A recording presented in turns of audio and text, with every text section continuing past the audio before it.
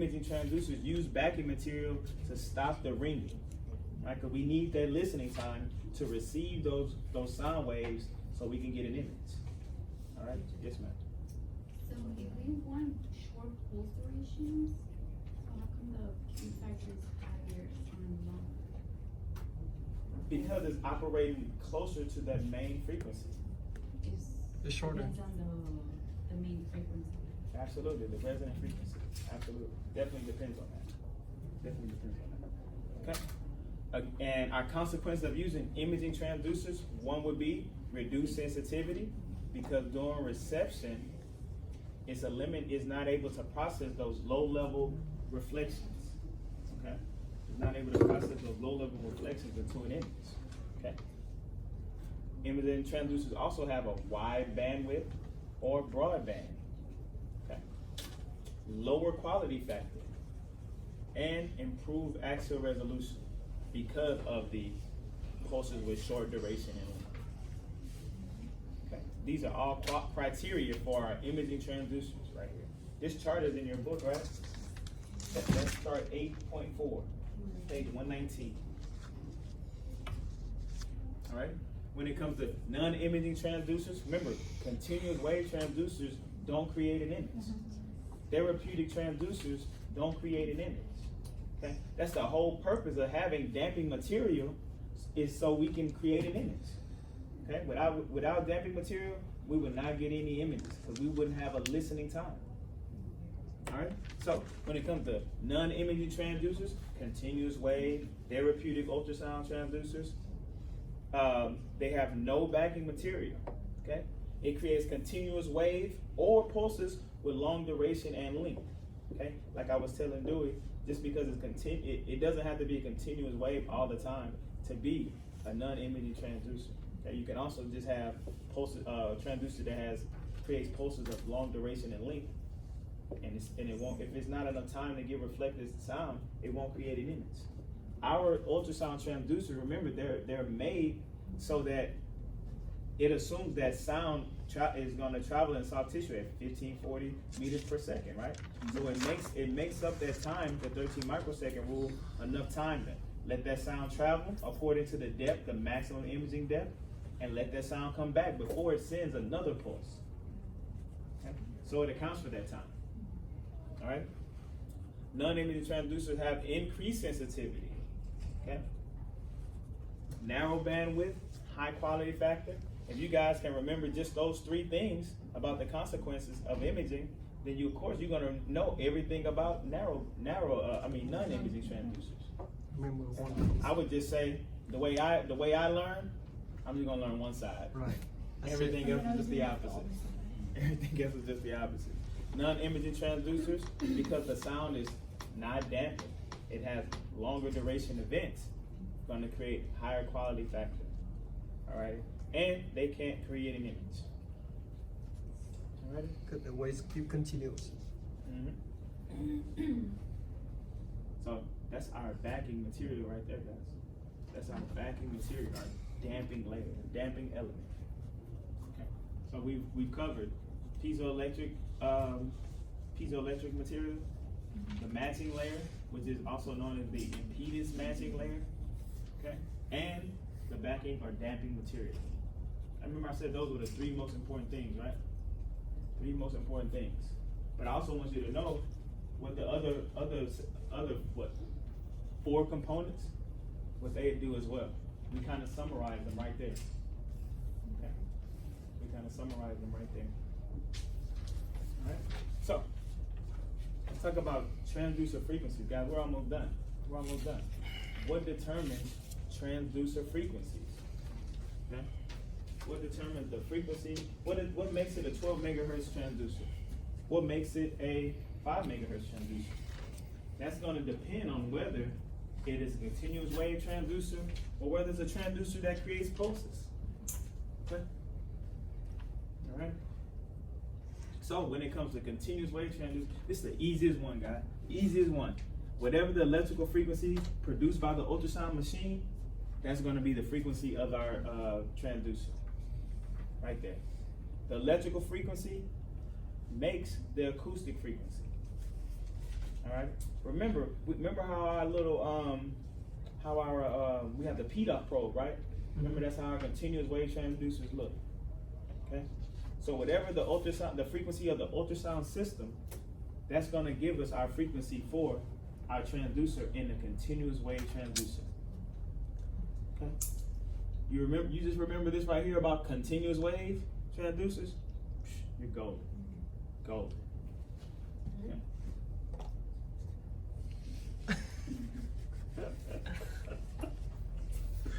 Okay, so the frequency of sound that a continuous wave transducer emits determined by the frequency of the electrical signal created by the ultrasound system. Okay. That's the easiest one. When we talk about continuous wave, whatever the ultrasound system creates, that's going to also equal the acoustic frequency. Okay. So the electricity that's transferring from the power, it goes to, it gives us the sound wave, The frequency. the sound frequency. Frequency. Absolutely. If that's for continuous wave, is it the same for pulse wave? Nope. Nope. I'm staying on this so you guys know that this is continuous wave transducers. That's what I'm telling you. Continuous wave, easy to remember. Whatever the electrical frequency is, it's also going to be the acoustic frequency. Okay? With continuous wave transducers, guys. That means not the transducers we use here in diagnostic ultrasound. Okay? Just continuous wave transducers. It doesn't give the image. No. Nope. Nope. Nope. It doesn't have a backing material. Not going to produce an image. Okay? It's going to have a narrow bandwidth. It's going to have high sensitivity. It's going to have a high quality factor. Right? Continuous wave. All right? But with pulse wave, it's different. Guys, with pulse wave, it's different. Two things determine the frequency within a pulse wave transducer. Okay? One being the speed of the sound in the PZT, and also the thickness of the PZT.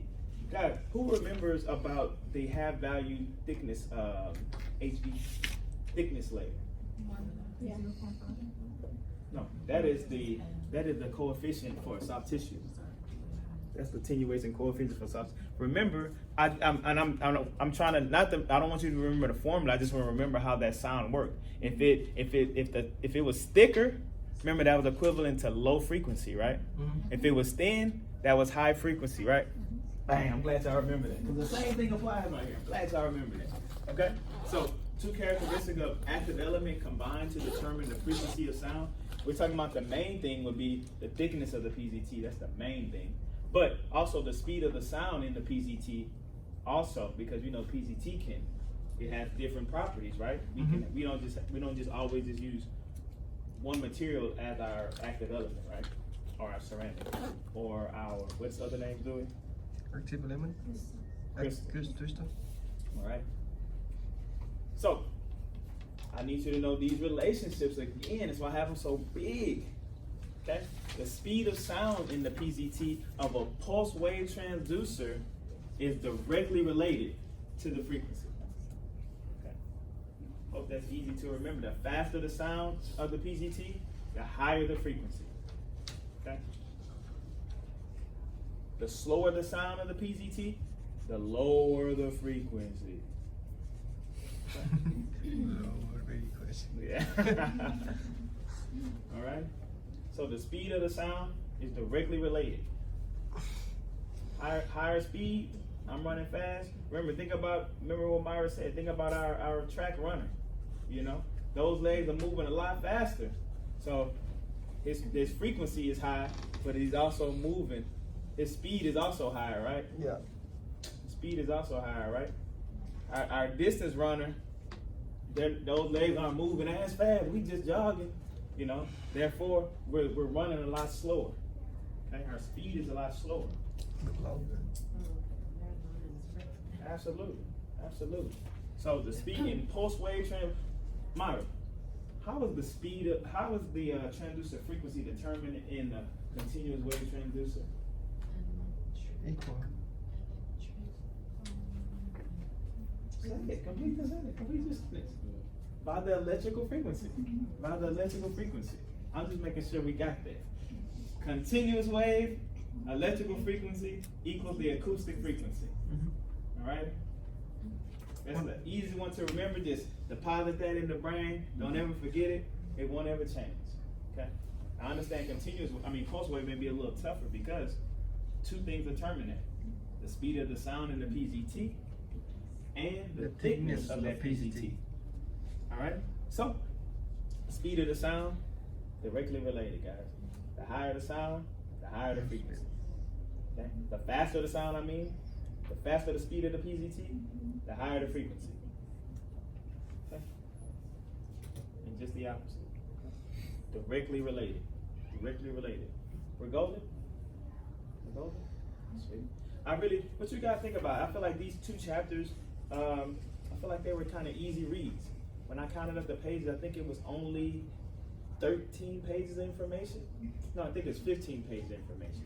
15 pages of information. Really factual based stuff, right? Real factual based stuff. Not as much terms as what we've been learning. We've been having to learn the terms and apply them. These chapters, especially with the components, just what is the component? What does it do?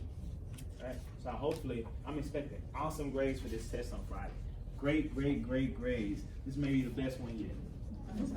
Yes, ma'am. So I know we're specifically talking about speed and frequency, but We're talking about transducer frequencies. right. Okay, so that's different from like if you're considering like the PRP compared to the frequency. I know they're inversely related, but there's also considering depth too. Right, because the PRP is determined by the depth. Okay. Right now, we're just talking about how is the transducer frequency determined. Okay, what makes the transducer frequency in a continuous wave or pulse wave transducer? Okay, whatever the frequency out of the wall or the ultrasound system in a continuous wave, that's going to be our acoustic frequency. Okay, when the thickness and the speed of sound in the PZT, that's going to affect our transducer frequency. Okay. Our transducer frequency. Okay, so these are typical values, guys, for the speed of sound in a pulse wave transducer, and that's going to be from 4 to 6 millimeters per microsecond. Okay, a lot faster than the speed of sound, right? Remember, the speed of sound is 1.54 millimeters per microsecond, correct? Okay, it's actually about 4 times greater than the speed of sound. Okay, the characteristic of each piece of PZT cannot be changed. I can't open up that transducer, man. Let me change this. Let me change this from zirconate titanate to PZT right now. We can't do that. Okay, it's already determined. Factory. It's the factory. We don't make the transducers. We just use them to scan it. All right. So you remember that the speed of sound in the PZT is four times greater than the speed of sound. It's about 4 times greater than the speed of sound. All right. That means that when we have a higher frequency transducer, it's probably operating closer to the 6 millimeters per microsecond range, right? Right, because they're directly related. Okay. We have a lower frequency transducer, it's probably operating closer to the 4 millimeters per microsecond. Correct? Because of their relationship. Alright? So, another thing, the second thing that determines our transducer frequency would be the thickness of the PZT. Think about our half value layer. I can't remember the last. It's H half value layer thickness something. I forget. Well, somebody help me out. Half value layer thickness. I think that's it, right? HVLT. HVLT. I know what it is, but I'm trying to get you guys how to apply that. Okay. So the thickness of the PZT is inversely related to the transducer frequency. Okay. Think about it. We have a thick piece of PZT, thick, bigger. That's gonna equate to lower frequency sound. Okay. We have a thinner active element. It's gonna create pulses with higher frequency. It's gonna create pulses with higher frequency right here and shorter wavelengths. Okay. Is it like 3D transducer and regular transducer? 3D transducer? Yeah, because I saw the thickness. Now, No. that's just how the transducer face is. Okay. I've never seen an inside of a transducer before to see how thick a PZT is. So I can't say specifically. I just know that's how the face of that transducer is. Okay, again, guys. So when we're talking about transducer frequency, the continuous wave, the electrical frequency equals the acoustic frequency. Okay? We're talking about pulse wave. Two things determine the transducer frequency in a pulse wave transducer. That is the speed of the sound in the PZT and also the thickness of that PZT. Okay? The speed of the sound and the speed of the sound in the PZT and transducer frequency, Directly. they're homies. They're directly related. Okay? The speed of the sound and the thickness of the PZT, Inverse they're directly. inversely related. Okay? Okay? Again, then think about a high value layer. Think about that. That's helping you remember that. That's kind of how I applied this right here. We have a thick piece of PZT. High frequency sound isn't going to travel through there, right? Mm-hmm. Remember, it's not. If you have high frequency, it doesn't travel as deep, right?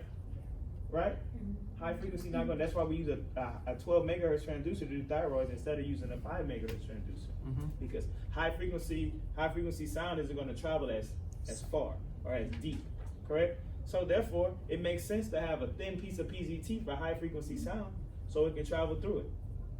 We have a thicker piece of PZT for lower frequency sound because lower frequencies are able to travel thicker depths. Okay, that's how I remember that, guys. Kind of apply both of those same rules. So Okay. I'm going to title. This is title. I don't know which one you point at. You This don't have a one laser. The thin, The thin is what? I'm gonna consider that's the title. Yeah, you could. You Yeah, could. and You this could. is out the window. That's an avenue. That's an avenue. Probably gonna use a thicker piece of PZT, you know, like for an avenue. Definitely. That's how you want to remember that. I like it. I like it. Okay. So transducer manufacturers create PZT crystals of varying thickness, thereby designing transducers of different frequencies. All right. Remember, I said the thickness of the PZT is actually the most determining factor of our transducer frequency. I know it don't say that in the book, but it is. The thickness of the PZT in diagnostic imaging ranges from 0.2 to 1 millimeter. 0.2 to 1 millimeter. Okay. The thickness of the PZT is equal to 1/2 the wavelength of the sound in the PZT. We already know this though, right? We covered that a couple of times. Mm-hmm. What is it in the matching layer? 1/4 wavelength. 1/4, right? 1/4 of a wavelength.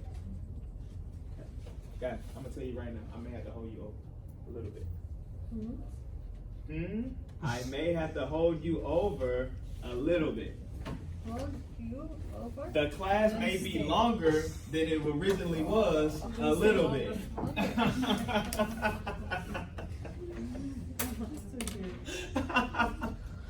So guys, I'm not gonna ask you, I want you to know the formula. I'm not gonna have you to do any math on this formula right here, okay? Wow. But that's the formula for determining the thickness of the PZT. All right. I do have a little video for you guys right here that I found about PZT thickness. I'm just messing with you, but still.